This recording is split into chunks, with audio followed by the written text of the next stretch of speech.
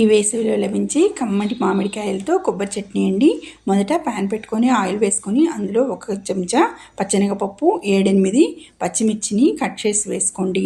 తర్వాత వాటితో పాటు 5-6 ఎండుమిరపకాయలు కూడా వేసుకుని వాటిని బాగా వేగనివ్వండి. ఇందులో 1 స్పూన్ నువ్వులు కూడా వేసి వీటిని బాగా వేయించుకొని స్టవ్ ఆఫ్ చేసుకొని పక్కన పెట్టుకోండి.